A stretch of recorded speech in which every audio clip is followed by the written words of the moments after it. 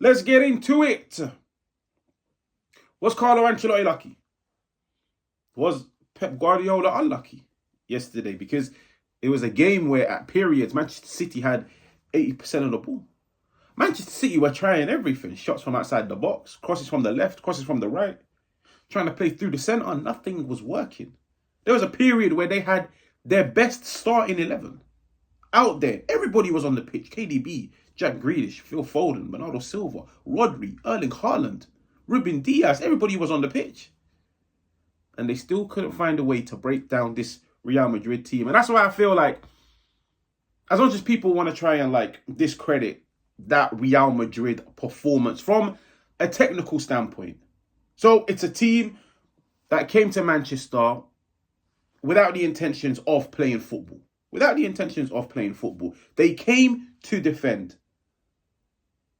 They came to nullify the opposition. And they came to rely on that loose counter-attack. That transitional moment. A set piece. Now, at the end of the day, there's nothing wrong with that. Because when it comes to knockout football, nobody cares how you win.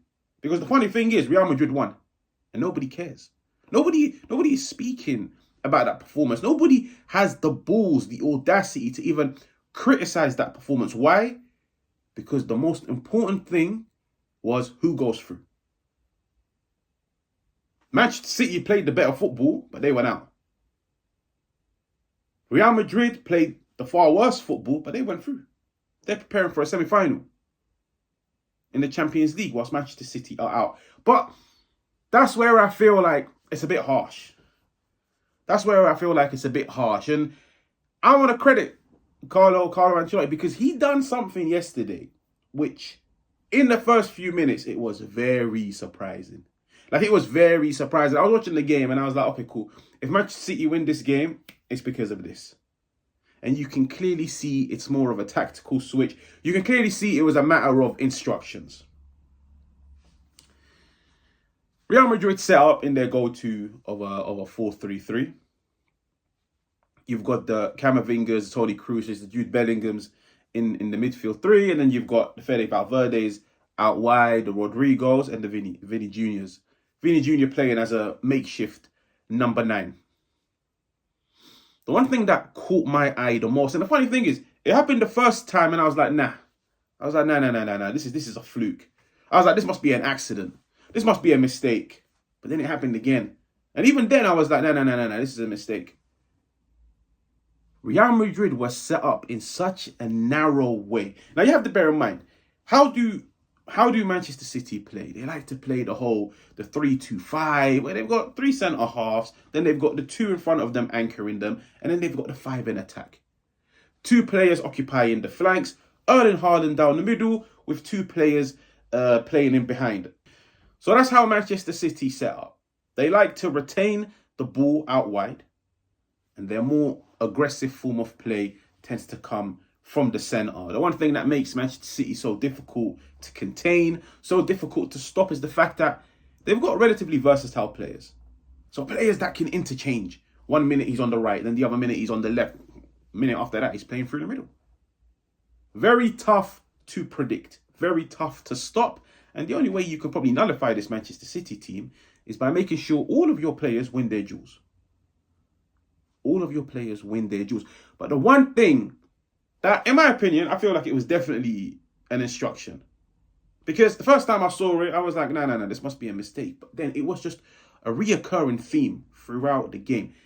Real Madrid set up in such a narrow 4-3-3. It was narrow. But it was narrow as hell. Off the ball, it was a narrow 4-3-3. Now, if you play narrow, what does that mean? It means you congest the centre of the park. Rather than occupying the players at Manchester City that are trying to stretch out the pitch, no, you play through the middle. You congest the centre, you cramp the centre. Your overloads tend to happen in the centre of the field. When you watch Real Madrid yesterday, even off the ball, it's a narrow 4-3-3. A very narrow 4-3-3. No touchline winger business. No stretching the pitch out. Why? Because they knew we weren't really going to get on the ball that much. So why are we stretching out the pitch? We want to make the pitch, funnily enough, when you stretch your players out in regards to their positioning, you make the pitch bigger. So when you have your players stretching out the pitch, why? Why do players do this? To make the pitch bigger, to create bigger gaps, to force gaps. But now let's look at the opposite. If you play narrow and you force everybody together, what do? So you literally go from this to this. You make the pitch smaller. And I feel like that's where Carlo Ancelotti got it right yesterday. He knew Manchester City were going to dominate the ball. He knew, let's be real. Let's call a spade a spade. He knew, win, lose or draw, Manchester City were going to dominate the ball. At the end of the day, as a coach, as a Real Madrid manager, I need to set up my team to be able to cope with this sustained pressure from Manchester City, this ball retention, this domination.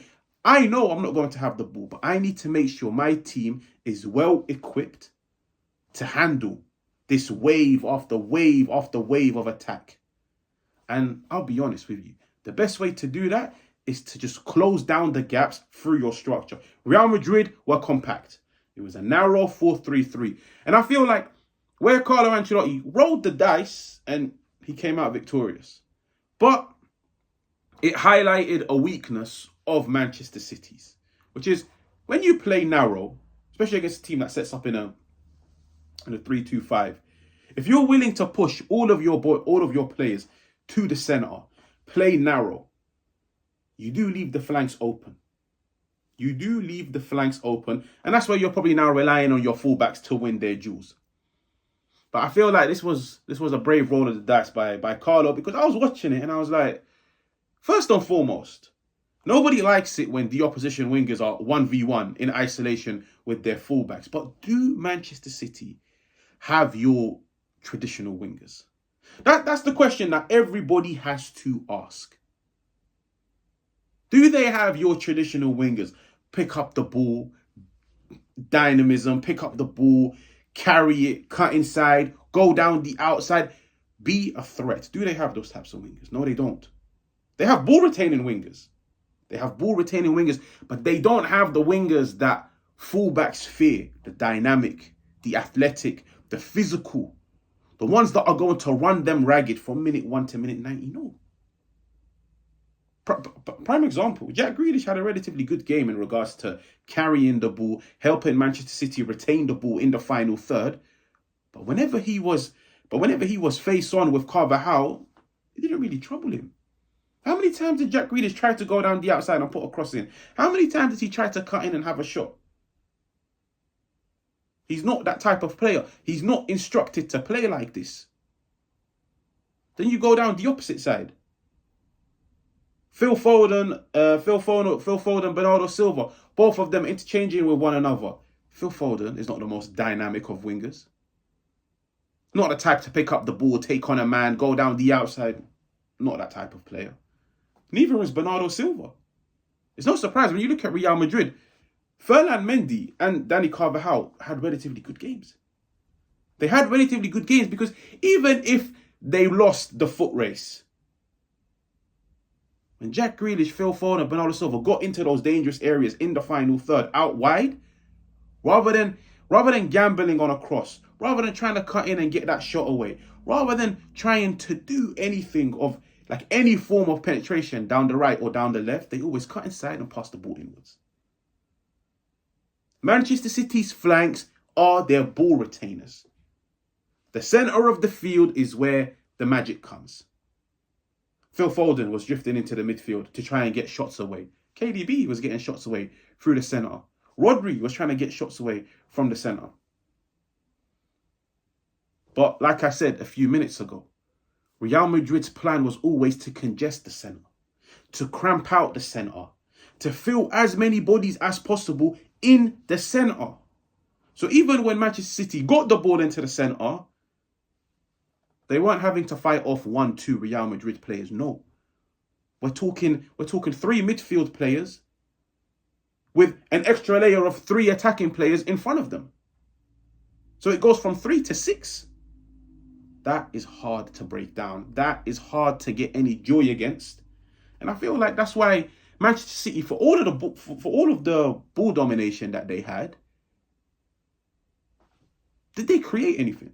Like, real talk, did they create anything? Because I've said this in my previous preview. In my previous review. The game at the Santiago Bernabeu. 3 shots from outside the box.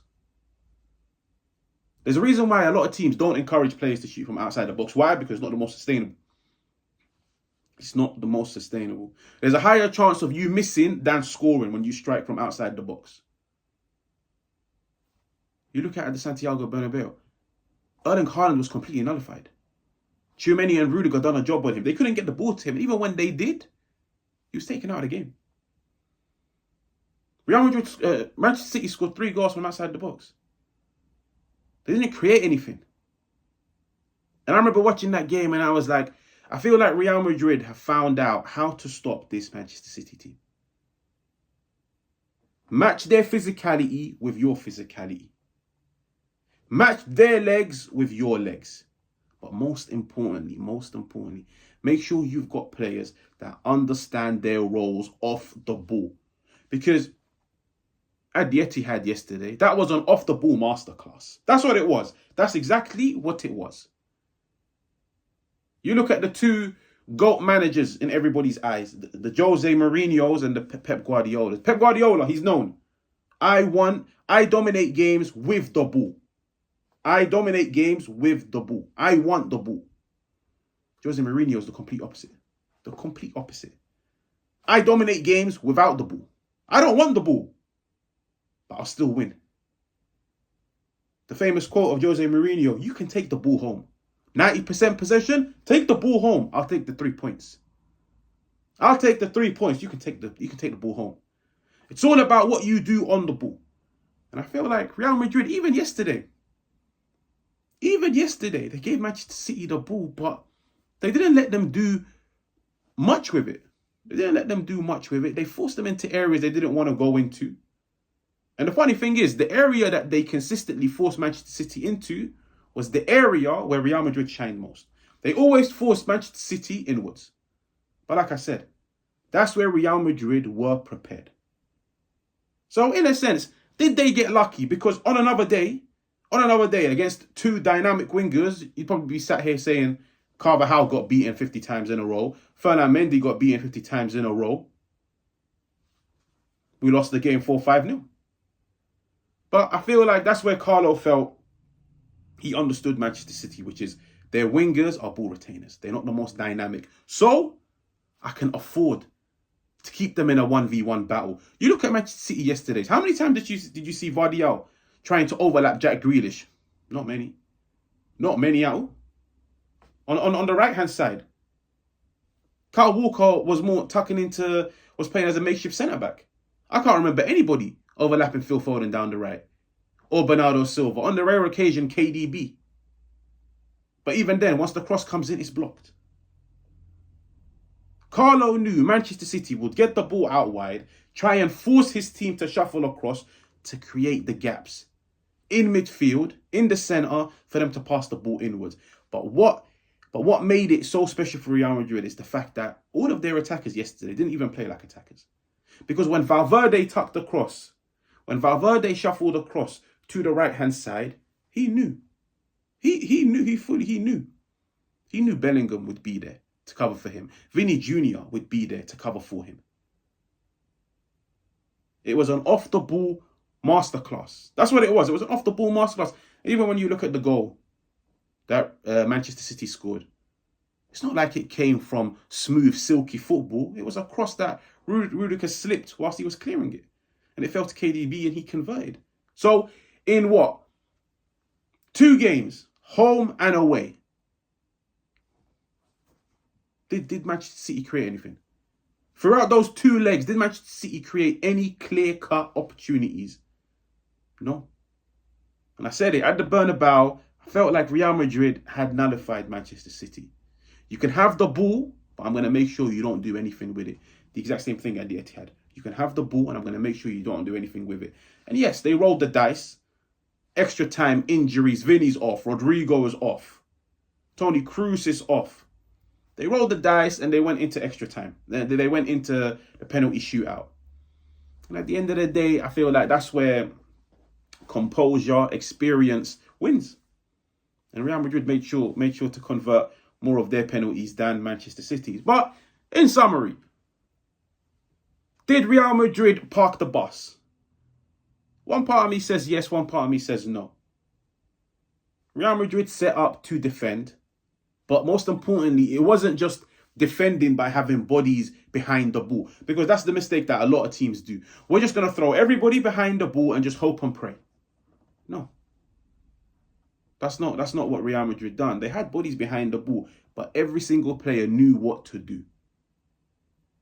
Every single player knew what to do. They knew which areas to cramp out and they knew which areas to just leave 1v1. Players understood their positions. And most importantly, their positioning was on point, because every single time they did retrieve the ball, they weren't just hoofing it out. The amount of times you'd see Bellingham get the ball in Manchester City's half with 3 players on him, holding them off, waiting for that outlet. Vinny Jr., for a guy that didn't have as many touches of the ball, he done well as a makeshift number 9. Whenever he received the ball with his back to play, hold it up, wait for the team to push forward. Their attacking players were not that involved on the ball, but they still done well when they received the ball, because the goal was special. Carvajal, route 1 into Bellingham. First touch in football is key, because your first touch will dictate what your next move is. If your first touch is poor, you've put yourself in trouble. And you've probably broken down an attack. If your first touch is good, you've set up your team. That first touch, your first touch dictates your next move. But most importantly, your first touch can take out an opposition player out of the game. One touch of the ball takes him out of the game. Jude Bellingham completely took Rodri out of the game. Completely took him out of the game. Passes it on to Valverde into Vinny. Rodrigo at the back post.